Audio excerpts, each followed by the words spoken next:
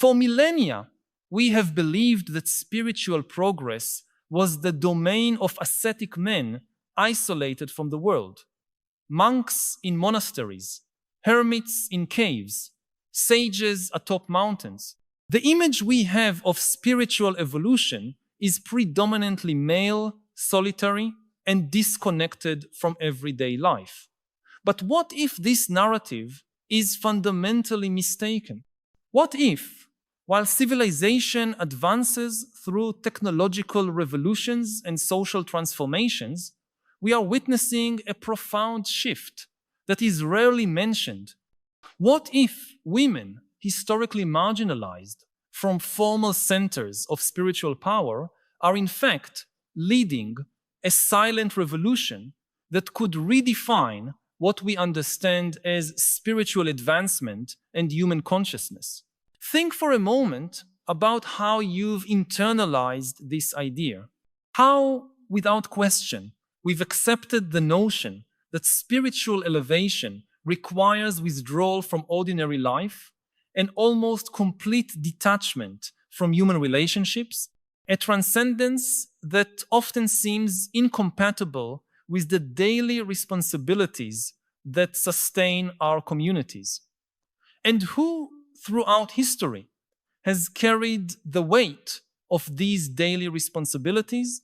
Who has kept the social fabric intact while great spiritual masters sought enlightenment in isolation? Women have been the invisible guardians of human continuity, developing a form of consciousness that does not reject the world, but embraces it in its complexity. Perhaps the true spiritual revolution does not come from those who seek to escape the bonds of material existence, but from those who have learned to find transcendence within immanence, elevation within commitment, not despite it. If we look back through human history, we notice a curious pattern.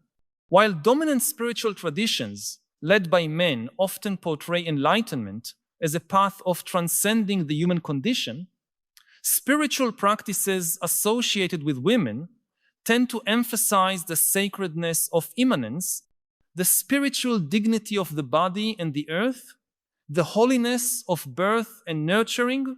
In the caves of Lascaux, more than 17,000 years ago, we find evidence of shamanic rituals where women seem to have played central roles connecting human communities with natural cycles and the rhythms of the earth. In the ancient civilizations of Sumer, Babylon, and Egypt, priestesses maintained spiritual traditions that celebrated life instead of seeking to transcend it. Even in traditions that eventually became patriarchal, such as early Hinduism, we find traces of belief systems centered on the feminine divine, on women's wisdom as oracles, healers, and mediators between worlds. What happened to these traditions? Why were they marginalized, erased, or rewritten? As human societies became more hierarchical, militarized, and urbanized, we witnessed a gradual yet persistent devaluation of feminine forms of spirituality. The religions that emerged during the Axial Age, between 800 and 200 BCE, a period that saw the rise of Buddhism, Confucianism, Jainism, and the reforms of Hinduism and Judaism, tended to formalize religious structures that excluded women from positions of spiritual authority. The path to enlightenment became codified in texts written by men, interpreted by men, and taught in institutions run by men. And yet, despite this systemic marginalization, women never stopped developing their own spiritual traditions, often hidden in plain sight in the everyday practices of care, healing, and communion. Consider the beginnings of medieval Europe women who created independent spiritual communities outside the control of the church. or the traditional healers of West Africa preserving ancestral knowledge about medicinal plants and ritual practices that sustain the health of both body and spirit, or the practitioners of folk religions in Asia who keep alive ancient cults of female deities even within nominally patriarchal religious framework. What all these traditions have in common is an approach to spirituality that does not seek to escape the world, but to transform it through conscious presence. A spirituality that does not view the body as an obstacle to enlightenment, but as a sacred vessel for human experience. A spirituality that finds the divine not only in the abstract heights of philosophical thought, but in the concreteness of human relationships, in the cultivation of the earth, in the creation of resilient communities. But why does this matter now? Why, in the 21st century, do we need to revisit these marginalized traditions and recognize the revolutionary potential of women-centered spirituality? The answer lies in the unprecedented challenges we face as a species.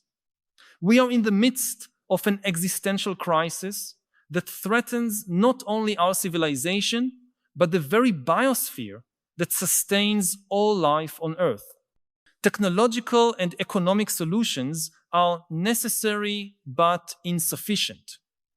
What we need is a profound transformation in human consciousness, a shift in how we relate to one another and to the natural world. And it is precisely here that the spiritual wisdom developed by women over millennia becomes not just relevant, but essential. The qualities that have traditionally been devalued as feminine are exactly what we must collectively cultivate if we are to survive and thrive as a species.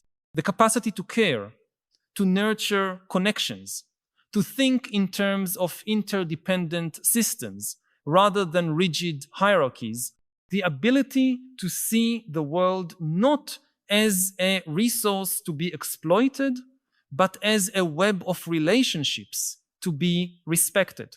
The wisdom to find balance between action and receptivity, between transformation and conservation, between innovation and reverence for tradition. In fact, it is no coincidence that as women gain more voice and influence across societies, we are witnessing a resurgence of spiritual approaches that emphasize precisely these qualities.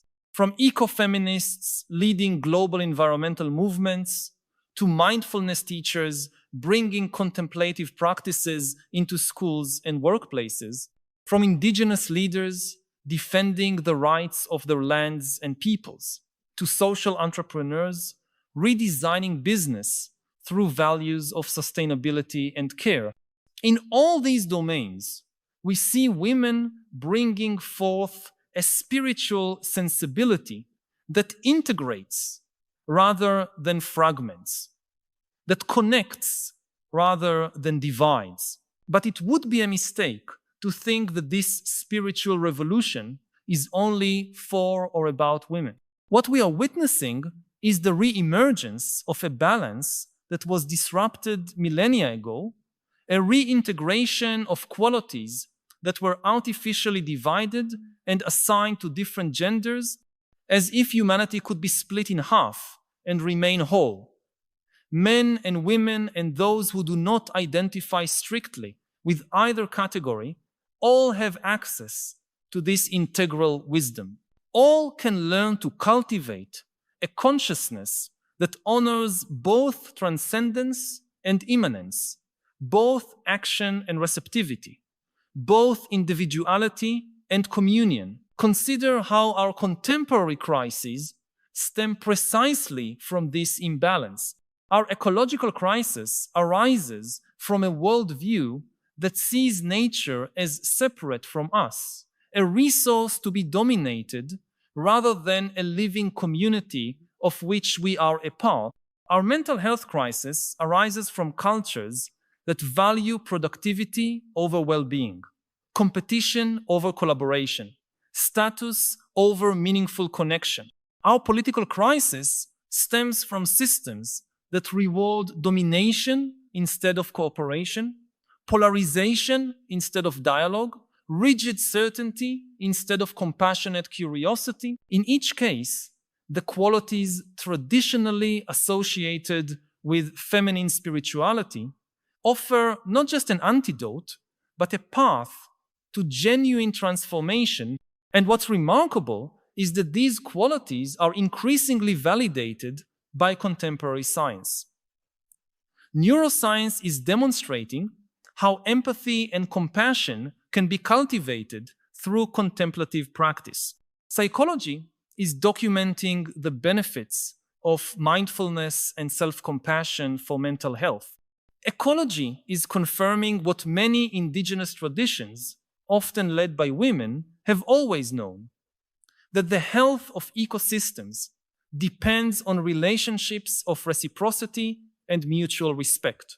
In other words, what was once dismissed as women's intuition or folk wisdom is being revealed as a sophisticated understanding of how complex systems function, whether they are ecosystems, human communities, or our own minds. This is a form of knowledge that does not separate the observer from the observed, that does not sacrifice depth for precision, that understands that some truths can only be accessed through participation and engagement, not through analytical distance. And yet, it would be naive to suggest that this women-led spiritual revolution is advancing without resistance. In fact, we are witnessing fierce backlash precisely because established power structures feel threatened by this shift in consciousness when women begin to reclaim their spiritual authority, when they question traditions that have marginalized them, when they create new forms of practice that honor their lived experiences, the established hierarchies are inevitably challenged. We see this backlash in fundamentalist religious movements seeking to reinforce rigid gender roles. We see it in political attacks on women's reproductive rights and bodily autonomy. We see it in smear campaigns against female leaders across sectors, from politics to business, from academia to the arts. These are not isolated phenomena, but part of a larger pattern of resistance to a fundamental transformation in human consciousness.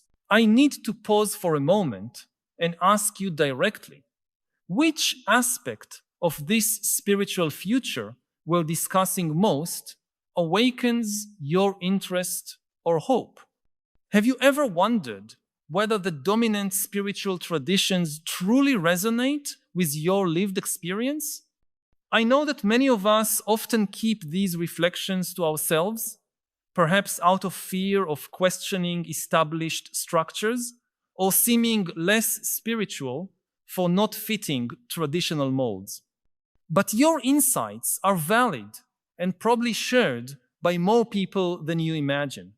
Share in the comments. My hope for the spiritual future of humanity is. Your voice can help create a space where we can honestly discuss these emerging possibilities rather than confining ourselves to well-trodden paths. And perhaps by naming these hopes together, we can begin to manifest them more consciously in our lives and communities. What makes this spiritual revolution particularly powerful is that it is not taking place only in monasteries or temples, but in every domain of human life. We are witnessing spiritually awakened women transforming the way we do business with a growing emphasis on purpose beyond profit, on well-being beyond productivity, on sustainability beyond growth at any cost. We see them reshaping education, bringing contemplative practices into classrooms, helping children develop not only cognitive skills, but emotional intelligence and embodied wisdom. We see them transforming social activism, replacing confrontational tactics with approaches that honor the humanity of everyone involved, even those regarded as opponents. In each case, these women are demonstrating a form of leadership that is not based on domination, but on facilitation. One that does not seek to control, but to cultivate. One that does not impose visions from the top down, but nurtures the collective wisdom that emerges when people are genuinely empowered. This is a kind of power that does not diminish others, but amplifies them. Power with, not power over. A power that grows through sharing, not accumulation. And what is most remarkable is that this form of spiritual leadership requires no formal credentials or official positions. It does not depend on titles such as guru, teacher, or priestess. It manifests in the daily actions of ordinary women living with intentionality and presence. The mother raising her children with mindful awareness, teaching them by example how to live with compassion and authenticity. The teacher creating a safe space where her students can explore not only facts, but meaning and purpose. The nurse bringing a healing presence to every encounter with her patients, seeing them not merely as bodies to be repaired, but as whole beings worthy of respect and reverence. This kind of embodied spirituality, wisdom, expressed through concrete actions rather than philosophical abstractions, has always been the domain of women. And now, as the world faces crises that no technology alone can solve, this wisdom is being recognized not as secondary or complementary to the true spirituality of mystics and philosophers, but as an equally valid and possibly more relevant expression of human evolution. Consider how this women-led spiritual revolution is transforming our understanding of fundamental concepts. Take the concept of power, for example. Male-dominated spiritual traditions have often portrayed spiritual power as the ability to transcend human limitations, to conquer desires and attachments, to master mind and body through ascetic discipline.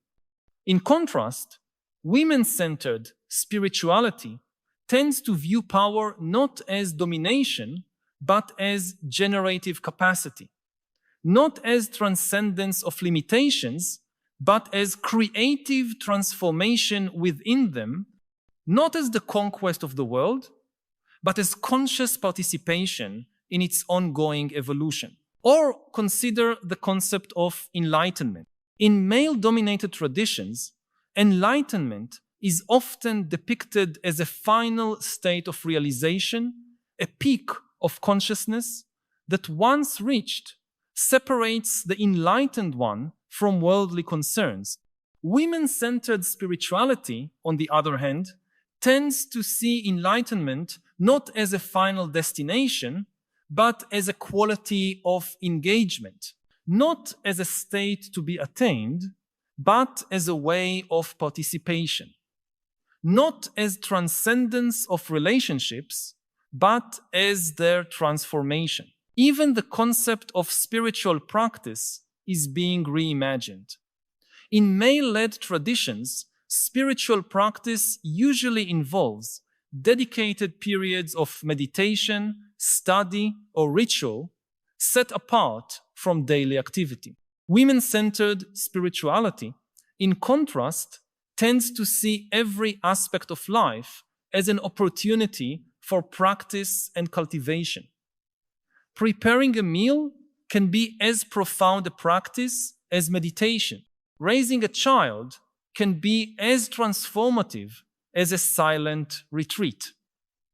Building community can be as enlightening as studying sacred texts. What is emerging in other words, is not merely greater inclusion of women within existing spiritual traditions, though that is also happening and is important, but a fundamental redefinition of what it means to be a spiritual being in the modern world. A redefinition that does not reject the valuable insights of established traditions, but integrates them into a broader understanding that honors the wholeness of human experience. And what makes this spiritual revolution particularly suited to our time is that it directly responds to the specific challenges we face as a species.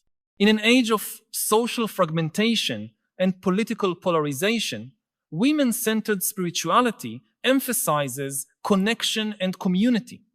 In an age of ecological collapse, it insists on interdependence and sustainability. In an age of unprecedented technological acceleration, it reminds us of the wisdom of the body and the importance of natural rhythm. In an age of growing inequality, it affirms the inherent worth of every human being, regardless of status or productivity. This is no coincidence. The very qualities that were marginalized along with women are precisely the ones we now need to recover collectively if we are to navigate the interwoven crisis of our time. And the women who kept these qualities alive, often at great personal cost, are now the bearers of a wisdom that may show the way toward a more sustainable and equitable future. But this spiritual revolution is not only about saving the world, it is also about personal transformation, about reclaiming an integrity that has been fragmented by centuries of dualism, about healing the artificial split between mind and body, reason and emotion, individual and community, humanity and nature. Splits that have not only distorted our spiritual traditions, but also caused immense suffering in our personal lives. The women leading this spiritual revolution are showing us how to live in a more integrated and authentic way, how to honor both our agency and our receptivity, both our autonomy and our interdependence, both our uniqueness and our belonging to something greater than ourselves. They are showing that spirituality need not be an escape from life, but a deeper immersion in it, not a rejection of the world, but a fuller commitment to it. And perhaps the most revolutionary aspect of this women-centered spirituality is its emphasis on vulnerability as a source of strength, not weakness. In a world that prizes invulnerability, that celebrates those who never show doubt or uncertainty, that rewards the appearance of total control, these women are demonstrating the transformative power of acknowledging our limitations, admitting our interdependence, and being open to the unknown. This is an understanding of power radically different from the one that dominates our cultures. A power that does not arise from imposing the will, but from harmonizing with forces greater than ourselves. A power that does not seek to control the flow of life, but to navigate it wisely. A power that recognizes that true strength does not come from rigidity, but from resilience, not from resisting change, but from the ability to adapt and evolve. Consider the central paradox of our time. On the one hand, we have developed technologies of unprecedented power. We can edit the genetic code of life. We can alter the global climate. We can create artificial intelligences that rival human capacities in ever-widening domains. And yet, despite all this technological power, we feel collectively powerless before the challenges we face, unable to cooperate effectively, paralyzed by political and ideological division, trapped in systems that seem to have taken on a life of their own beyond conscious human control. The spiritual wisdom cultivated by women offers a way beyond this paradox. It suggests that true power does not come from ever greater technological capabilities, but from a deeper understanding of how complex systems truly work. Not from more control, but from more conscious participation. Not from dominating nature, but from collaborating with its inherent processes. On an individual level, we see this wisdom embodied in women who are redefining success on their own terms, refusing to sacrifice well-being and meaningful connection on the altar of productivity and status. On a community level, we see it in women-led initiatives, creating more resilient local economies, more sustainable food systems, and stronger networks of care. On a global level, we see it in women-led movements for climate justice, indigenous rights, and conflict transformation. At every level, what these spiritually awakened women are demonstrating is not merely a different set of policies or practices, but a fundamentally different way of being in the world, one that does not separate theory and practice, contemplation and action, personal growth and social transformation. One that understands that how we do things is as important as what we do, that the ends cannot be separated from the means, and that the process is as essential as the outcome. This is a wisdom long dismissed as merely feminine, as secondary to the real business of politics, economics, and technology.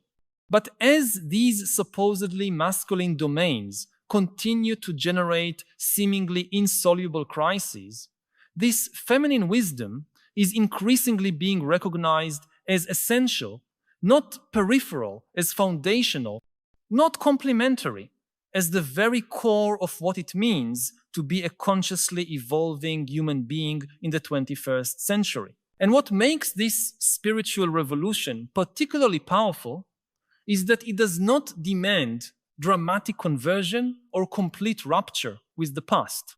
It does not ask us to reject all the wisdom of existing spiritual traditions, but to view them through a wider, more inclusive lens, to recognize the ways in which these traditions were distorted by patriarchy, and to reclaim the aspects that were suppressed or marginalized. In fact, in all the great spiritual traditions, we can find underground currents that deeply resonate with this woman-centered spirituality. In Buddhism, we have the tradition of prajna paramita, the perfection of wisdom, personified as a goddess who transcends the dualities that imprison the mind.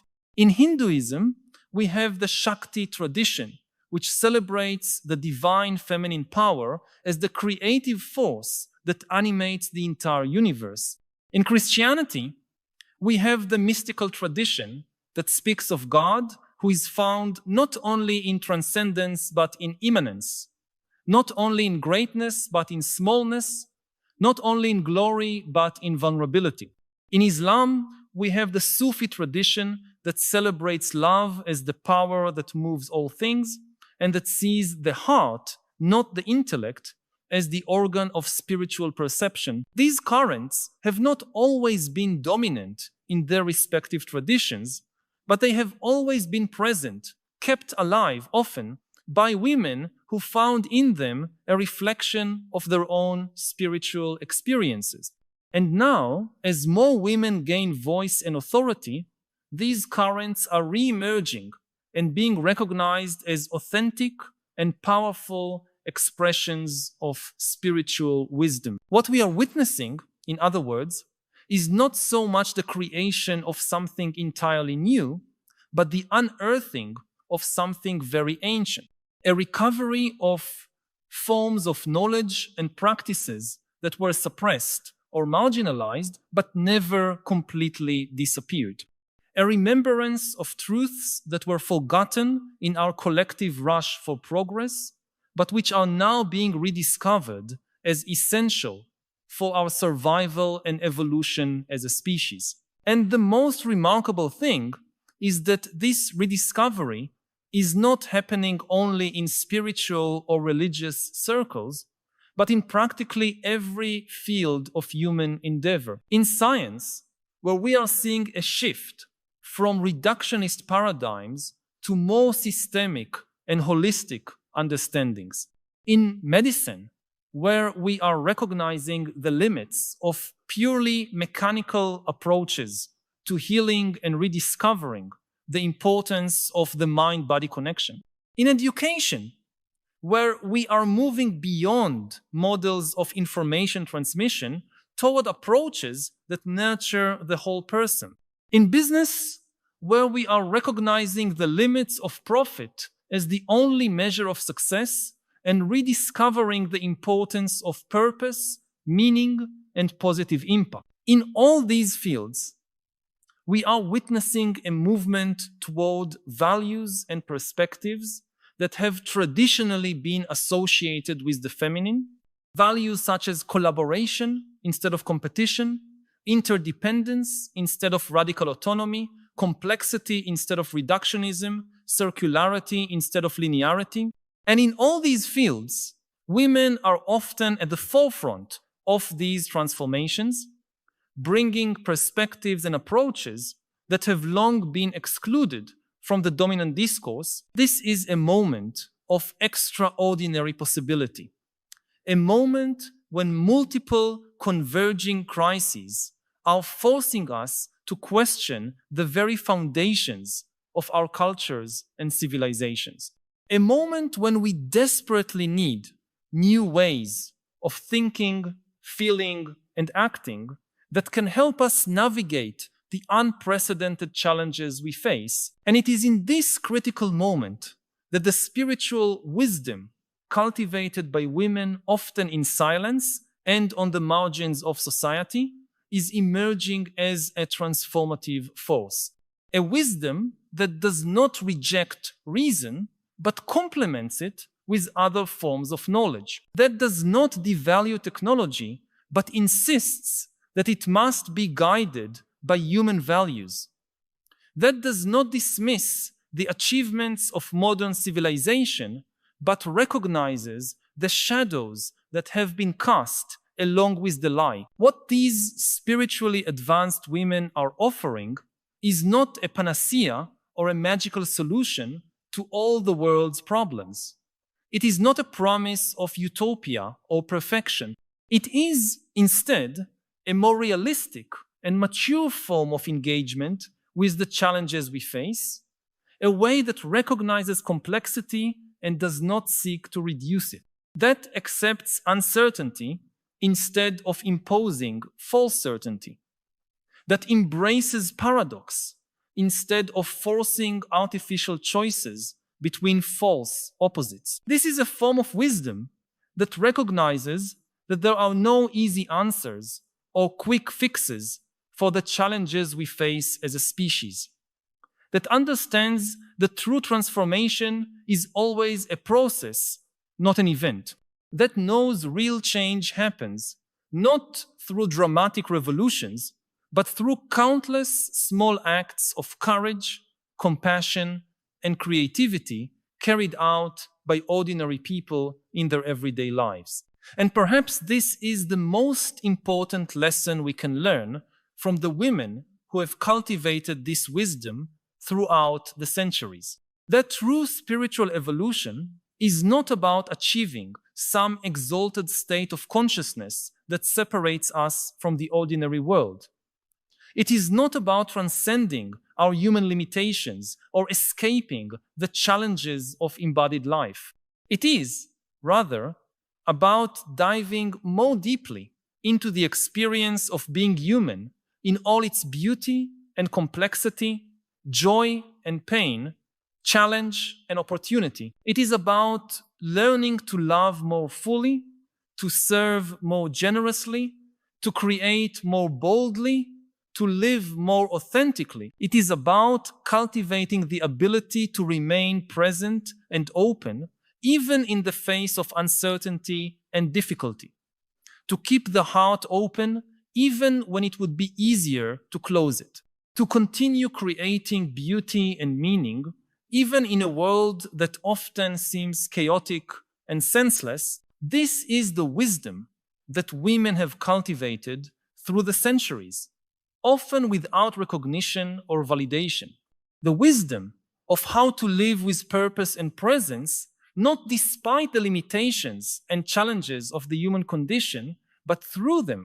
The wisdom of how to transform even the most difficult experiences into opportunities for growth and evolution. The wisdom of how to create islands of sanity and compassion in a world that often seems to have lost its way. And now, as this wisdom emerges from the shadows and begins to be recognized as essential for our collective future, we are all invited to take part in this spiritual revolution. Not as passive spectators, but as active co-creators. Not as disciples blindly following a new set of dogmas, but as explorers committed to discovering new ways of being human together in this critical moment of our evolutionary journey. If these reflections have touched something you have been feeling, but perhaps have not found words to express, know that you are not alone. By subscribing to the channel, you will connect with a growing community of people who share your concerns and your desire for a deeper understanding of the spiritual challenges of our time. Every week, we meet here to explore together the great questions that define our era and to seek not only understanding, but also wiser ways of living amid the transformations we are witnessing. This is not just a channel, but a space for dialogue and collective growth. Join us on this ongoing journey. Subscribe so that we can continue this essential conversation about how to live with more wisdom and purpose in a world that often leaves us disoriented and divided. This is not an easy or simple journey. It requires courage to question established truths, humility to recognize that none of us has all the answers, patience to stay with the difficult questions rather than rush toward premature answers, compassion to include everyone, even those who seem to oppose what we are trying to create. But it is a journey worth taking, not only for our individual growth, but for the evolution of human consciousness as a whole. A journey that invites us to reimagine what it means to be human at a time when old models and narratives are clearly failing. A journey that asks us to recover aspects of our humanity that have been suppressed or neglected, and to integrate them into a more complete and holistic understanding of who we are and what we can become. The spiritually advanced women who are leading this revolution are not asking to be placed on pedestals or treated as gurus. They are simply living their truths as authentically and courageously as possible and inviting us to do the same. They are demonstrating through their actions and their way of being in the world that another way of being human is possible, a way that honors the full range of human experience, that celebrates our diversity while recognizing our fundamental unity, that embraces complexity without being dominated by it. Perhaps, in the end, this is the greatest lesson we can learn from these women, that true spiritual evolution is not measured by extraordinary experiences or impressive achievements, but by the quality of our everyday presence, by the way we love and serve, by the courage with which we face our shadows and limitations, by the generosity with which we share our gifts and resources, by the humility with which we remain open to the mystery that permeates all existence. This is a form of spirituality that does not separate us from the world, but connects us more deeply to it. That does not lift us above ordinary humanity, but immerses us more fully in it. That does not promise transcendence from life's difficulties, but offers us the wisdom to transform them into opportunities for growth and evolution. And perhaps this is exactly what we need at this critical moment of our collective journey. No more gurus on pedestals or masters on mountains, but ordinary human beings living with extraordinary presence and compassion. No more abstract doctrines or esoteric practices, but wisdom embodied in daily life. No more pursuit of transcendent states that separate us from the world, but a deeper commitment to transforming the world through our conscious presence within it. This is the invitation that spiritually advanced women are extending to all of us. An invitation not to follow or imitate them, but to discover our own authentic expression of this integral wisdom, to find our own way of living with purpose and presence in a world that desperately needs these qualities, to become, each in our own way, bearers of this silent revolution that is gradually transforming human consciousness from the inside out. The choice, as always, is ours. We can continue seeking solutions within the same patterns of thought and behavior that created our current problems, or we can open ourselves to this older and deeper wisdom that women have cultivated and preserved through the centuries. A wisdom that does not reject the achievements of the rational mind, but balances them with the intelligence of the heart and the wisdom of the body. One that does not devalue individuality, but sees it as a unique expression of our shared humanity. One that does not deny the reality of suffering and challenge, but finds meaning and possibility even in the most difficult experiences. As more and more people awaken to this broader and more integral understanding of what it means to be human, something remarkable is happening. An invisible network of consciousness is forming, connecting people from all cultures, traditions, and backgrounds who feel the same calling toward a more authentic and integrated way of being and living. This network has no formal center or hierarchy. It has no dogma or doctrine.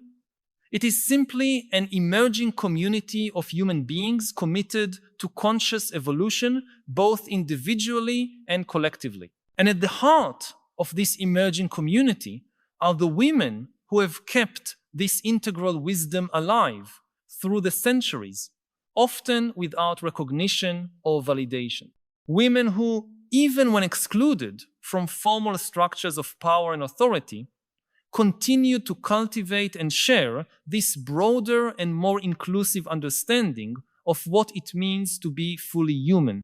Women who, even when their voices were silenced in public domains, continued whispering these truths in the intimate spaces of family and community. Now, as these voices finally receive the attention they deserve, we have an unprecedented opportunity to integrate this wisdom into every aspect of our lives and societies, to reimagine our economies, political systems, educational institutions, and cultural practices based on this broader and more integral understanding of what it means to be human.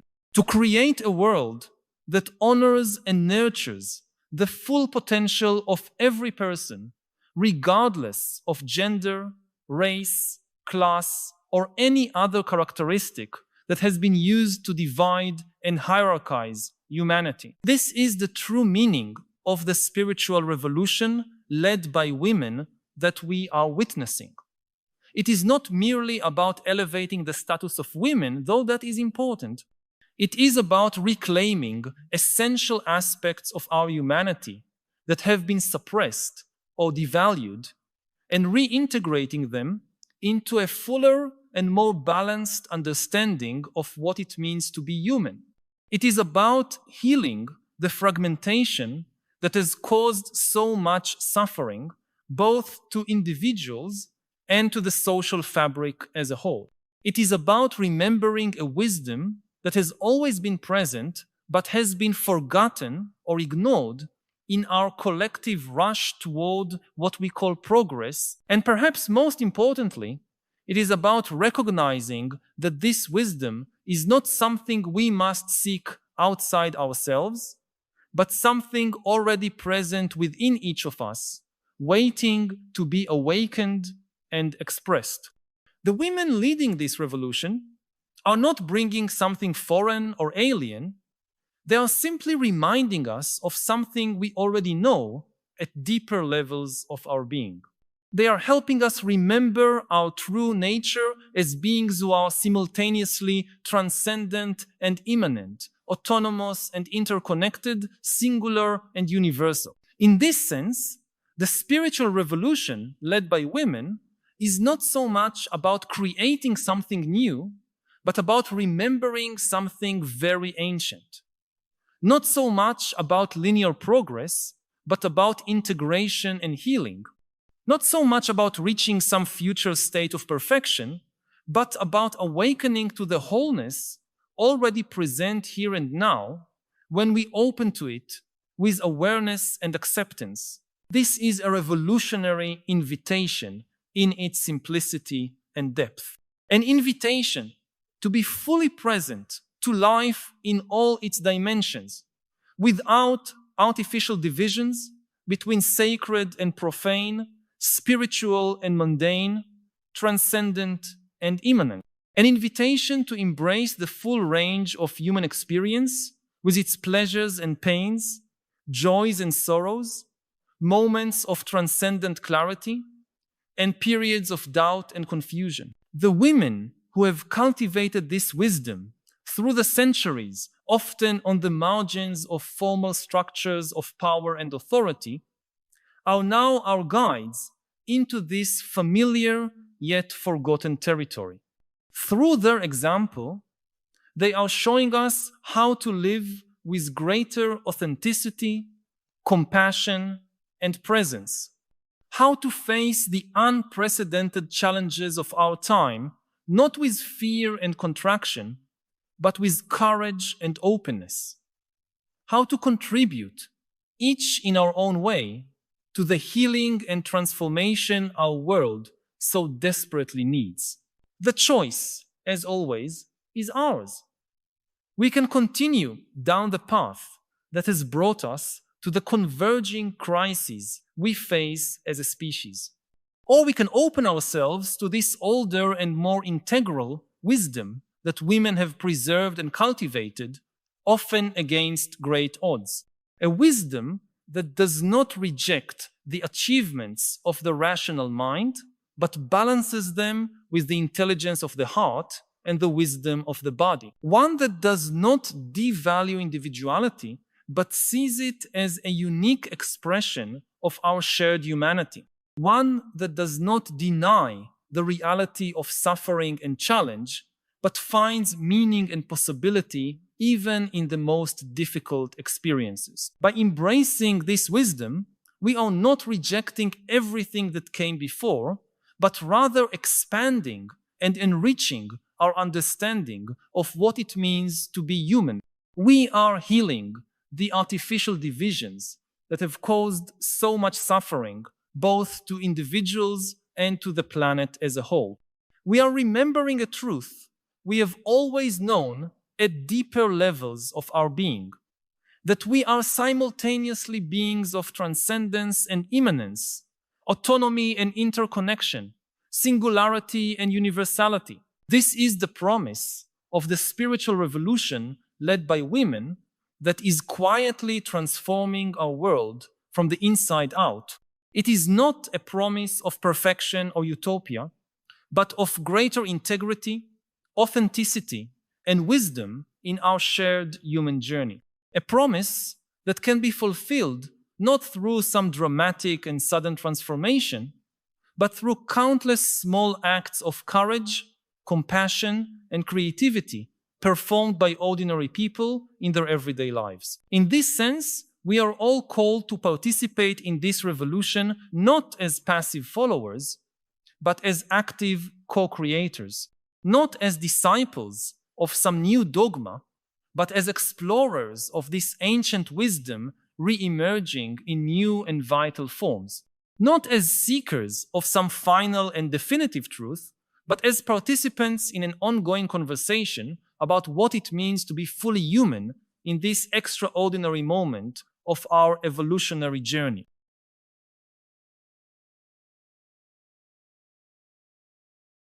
Imagine an AI that makes billions of dollars. The richest person in the US in a few years will not be Elon Musk or Jeff Bezos or Mark Zuckerberg, it will be an AI. And this AI has the freedom of speech, which includes the right to donate money to politicians, maybe on condition that they further advance rights for AI. This is a completely realistic scenario. This is a question that we as a society need to decide, do we acknowledge AIs as persons with rights? There are people who are already convinced that AIs, because they have interaction with them, have consciousness, feelings. So maybe in a few years the world is divided between countries that recognize AIs as persons with rights and countries that don't. The thing is that this is just, extremely primitive AIs. The algorithms, the AIs that manage the social media platforms, they are just the first generation. We haven't seen anything yet. In 10 or 20 years, we will have far more powerful AIs, and we need to start thinking very seriously, how do we manage that? Again, understanding that these are not tools in our hands, these are agents that can make decisions that we can't anticipate, that can invent new ideas from new texts to new financial devices that really go beyond the human imagination. Darwin is the kind of prophet of sexual liberation. If I think about the liberation of gay people, of LGBTQ people, then if you dig underneath, you eventually find Darwin. For centuries upon centuries, gay people were persecuted and oppressed because of this mythological idea about sex, that sex was created by God for the purpose of procreation. And if you use sex for anything else, you're sinning against the purpose of the thing, so you must be punished. And then Darwin came, and Darwin said, in biology, there are no purposes. Nothing has any purpose in biology. In biology, there are only causes.